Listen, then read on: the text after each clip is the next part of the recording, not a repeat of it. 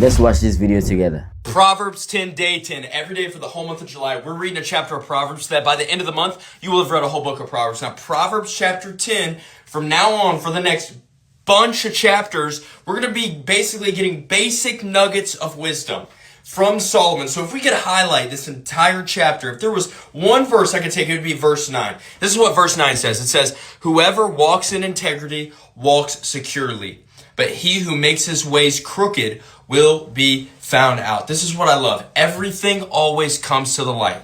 We can either humble ourselves before God and humble ourselves before our sin and confess and bring things to the light, or let our sin humble us and everything is going to come to light. And whenever you hide your sin, hide your shame, or hide things that you're struggling with, you actually give the devil the license to use it against you. That's why sometimes when you fall into sin and then the next day you walk around thinking everybody around you knows what you just did, when in reality Satan is tormenting you with the very thing that you're hiding. But oftentimes we need to do what King David said. King David said, man, sin was crushing my bones, but when I confessed, it felt like my chest was light and there was a release. And actually confessing, not only when I sin, but when I'm tempted, it makes sin and temptation lose its power.